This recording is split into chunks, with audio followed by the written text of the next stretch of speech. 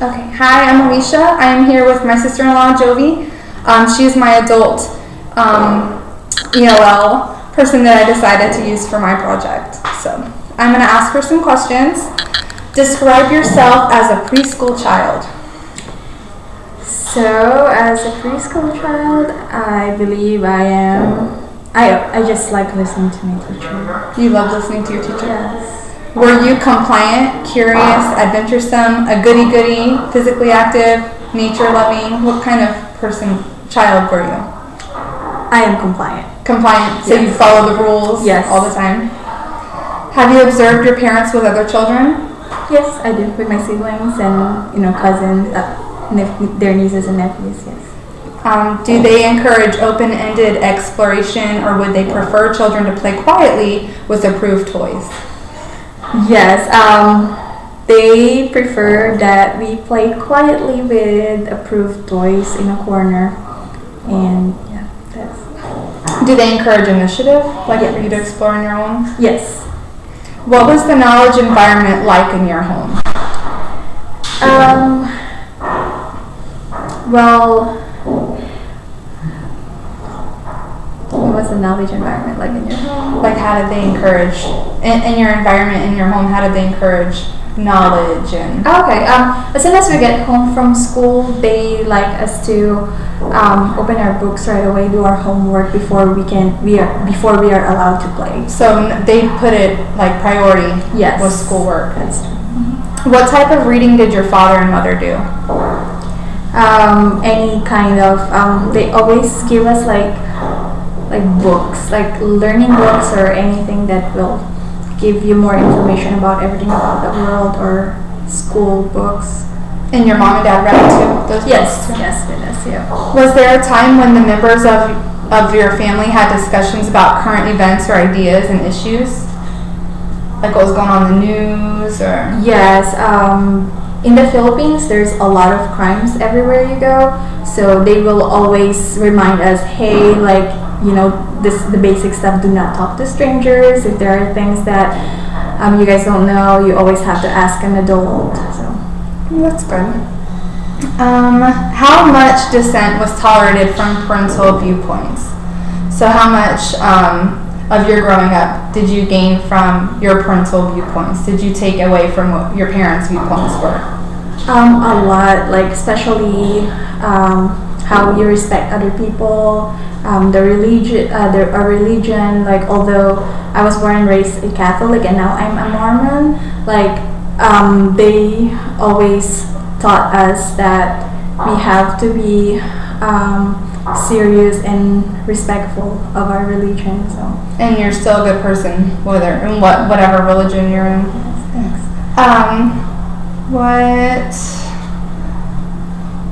What were children encouraged to question the status quo?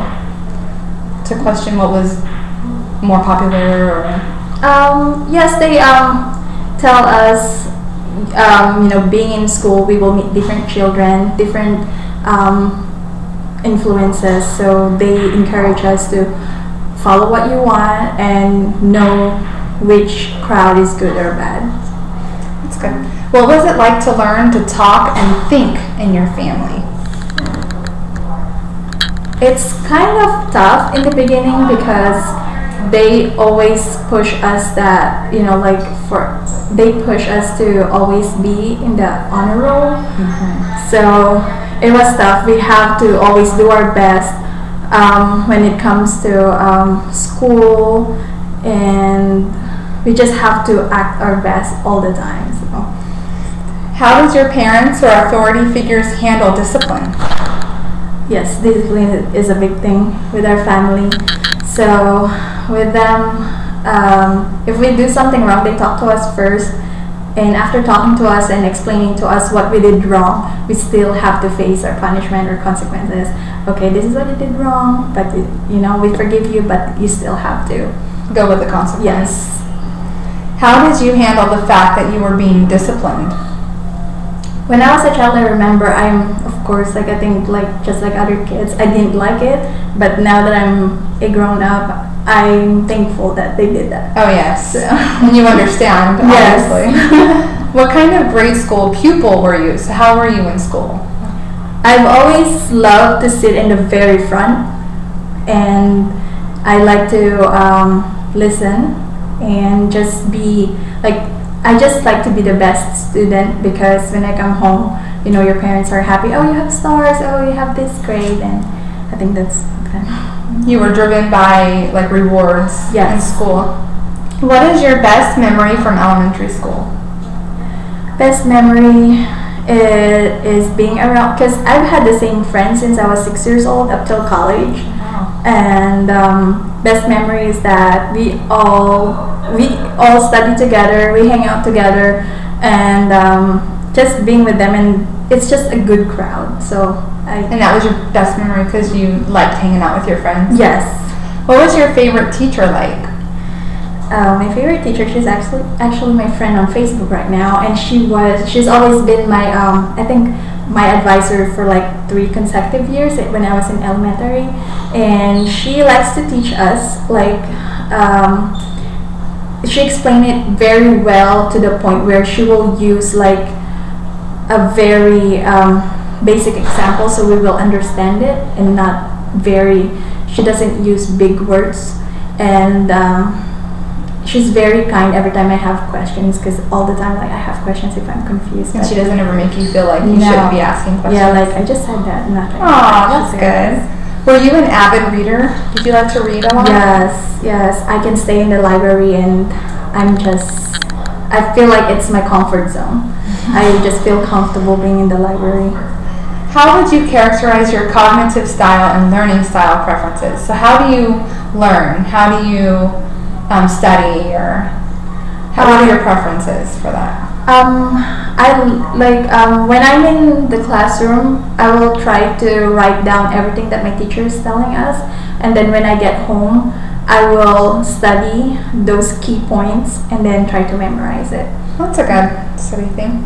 What was the school you attended ethnically diverse? Yes, I've had classmates that are half Filipino, half Japanese, half like me. I'm partly Chinese and Filipino, and partly Spanish. But and there's half Filipino and half African American there, and so we're diverse. So you had a lot of that experience growing up. Yes. What about your secondary school experience? So I think high school. High school, it's still the same. I still have the same classmates, so it's still. And you all follow each other to the Yes. same classes. Yes. Did you have a diverse group of friends in high school? Yes. Although we were all born and raised in the Philippines, they are half Filipino and half Spanish, and we all get along. We're okay, and it's there. I didn't encounter any problems. We're just like normal friends and classmates. You didn't even see any problem with that. You didn't look at them as different. Yeah, You no. blended No. in. What is your ethnic group? I'm Asian, Filipino, and yes, Asian. it's I think that's it. and then- Asian, yeah. What symbols or traditions did you participate in that derived from this group? So what traditions do you see coming from the Asian background?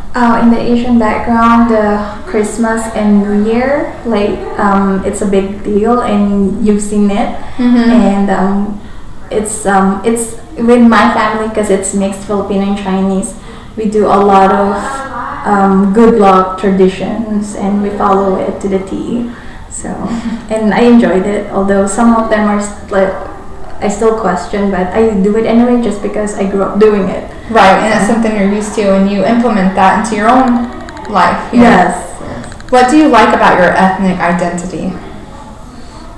What I like about my ethnic identity is that I think we're unique, but at the same time we can there's a lot of Asians here in America, and I believe, and as I see it, we can blend in well and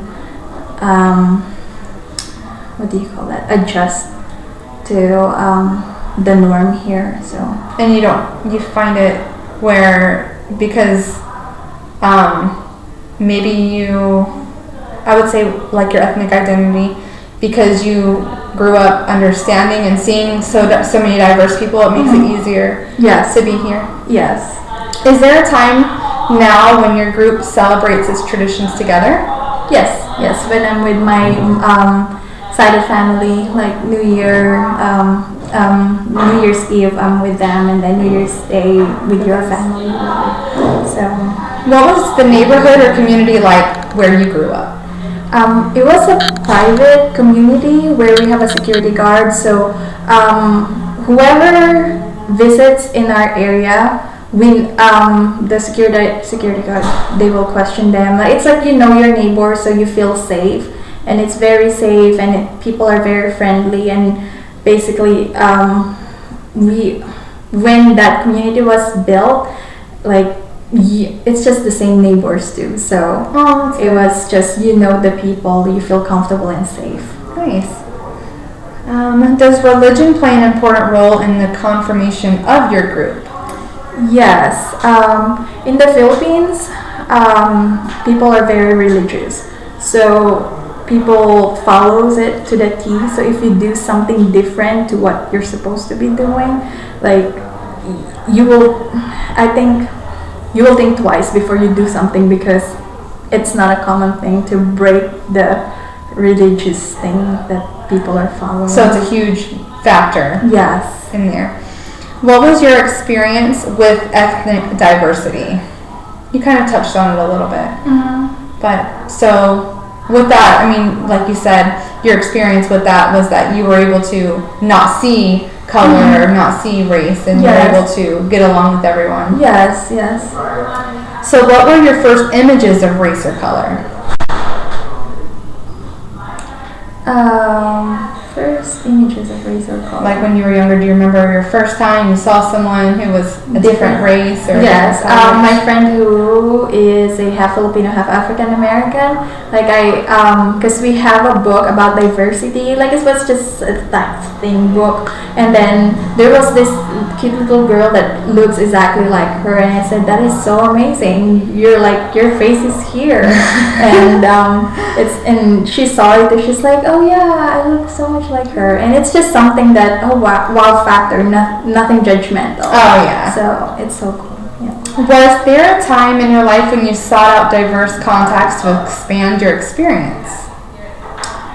Like where you tried to reach out to people who were diverse to expand your experience in understanding who they were, or? I have cousins or friends who are half Filipino, half Chinese, but they do more Chinese tradition. And then I got curious because they follow their Chinese tradition like very seriously, and it got me curious, and I learned from them, and I think some of them I tried to follow just so I can please my Chinese side of family, hey, I learned this from my friend. And yes, it helped with my experience and learning more about their culture. Have you ever witnessed an ethnic group placing itself as superior? I think yes, when I first came here, I'm not gonna lie, there were some, I've had an experience where, because when I first came here, I barely can speak English, although I understand it very well. I could not talk to people very well in English, and she just spoke to me in a very rude manner, and I guess, or try to talk loudly, as if you didn't hear her. Yes, and then there were some that will talk to me very slowly and loudly, as if I'm I don't understand. I'm not deaf. Yeah, I've experienced that. So. If this is so, where would you place yourself in this continuum, superior or inferior? I never see myself superior or inferior. I'm just like doing my business. And although I've experienced one bad thing from one, sales lady, I didn't see it as like, oh, the entire America is like this. So Yeah. I still like, oh, it's everywhere you go. Oh yes, yes, in every race, I'm sure. Yes. Feel free to express your feelings then and now. Is diversity a liability or an asset? I've always believed it's an asset because everybody's unique, and like coming here, I got to know more of the American culture. I used to always just see it on TV. Oh, is that how they do it? And versus coming here and seeing it and experiencing it, and it's very very unique and something like, for example, with your family, you guys like surprises, and I like that. Like I try to apply it with my family too. So it's just, you learn something, and it's in every culture, very unique, and I love it. Aww. What contact do you have now with people of dissimilar racial or ethnic backgrounds? So do you know anyone who has, what was that? Dissimilar racial or ethnic backgrounds? Dissimilar. What contact do you have? Do you have contact with anybody, or? Yes, like your family, my husband. So, yeah. You married someone? Yes, I married. Who was dissimilar? Yes. How would you characterize your desire to learn more? I think whenever I see something new with I ask question, and I like to observe it. Mm-hmm. So it's just so I can learn and know more about it. And You're very inquisitive. yes. Given your learning style preferences, how would you go about this? How would you go about learning more, or About the like your desire to learn more? What's your learning style for learning more? memorizing. Memorizing things? Given your learning style preferences, okay, how does your ethnic group view work ethics, time, family, and marriage? Work ethics, with us we have to do our best, and like not act like we know it. If you have questions, ask. When it comes to time, we know that time is pressure, might as well do it now than later, and then procrastinate, although there are times I procrastinate. With family first, and if just respect the family. Marriage, you have to prioritize and take care of the marriage. So. What are the services available to you, like health, insurance, education? For my where I came from, or right now. Services. Maybe right now. I have all that. Like, I believe I'm in good health. We have insurance, car, health insurance, education. I'm currently a student right now. So. What are the age-appropriate activities, child-rearing practices, food preferences, political issues, and psychosocial issues? What are age-appropriate activities? So what are some things that you do right now that are age-appropriate activities, and food preferences you like, or political issues that you have stances on? Age-appropriate activities, like trying to do some mild workout right now. Food preferences, anything that's healthy, I try. Political issues, I try not to get into that because there's always a constant pros in every side. And psychosocial issues, not sure about that. No. Gender differences with education, jobs. What is your stance? What do you think about gender differences in education, jobs? A man versus a woman in education. Well, I think I don't know, everybody deserves an education. It don't matter if you're female or male. It's all up to your motivation, if that's what you really want. Jobs, if you pursue to what, work hard for what you want, you'll get it. Yeah. Did you ever feel culturally displaced because you did not speak English? No. Although it was hard to communicate with people in the beginning, so I worked hard like by watching American TV shows so I can practice more. And with my first job in a nursing home, I tried to practice and speak to people like using basic English, and then until I got to like get used to it, and now I feel like I'm doing better. Did this affect you in any manner whenever you first came to America and you're trying, you wanted to, like you said, learn how to speak English? Did it affect you in a way, positively or negatively? At first, to be honest, I was really scared. Not because I know I'm gonna like it here. It's just in the beginning, I was only 19 when I came here, and I wasn't ready to get out of my comfort zone, and it was just really tough because everything's different. The lifestyle, the language, the food, and because you didn't just move to another state and you moved to a totally different country, so it was really scary at first. Do you feel distant from your first culture? Elaborate, and feel free to provide any comments. Right now, I know, because me and my husband, we still speak Tagalog when we're home, and we practice the tradition I know. We still do it, and so you don't feel disconnected or distant. That's good. Do you feel you and your family have assimilated to the American culture? Yes, we do. They're used to it and they're happy. And what examples can you provide that you have acclimated or acculturated? Like, for example, here in America, everybody drives a car, and back in my country, everywhere you go, you can just walk and like ride a public vehicle. Here, like everywhere you go, we have to drive. My parents drive to work, back and forth to grocery stores. My sister, my two brothers. So, and they speak very well English, and most of their friends are Americans, and it seems like we didn't even come from another country. So we're very well adjusted. What languages do you speak?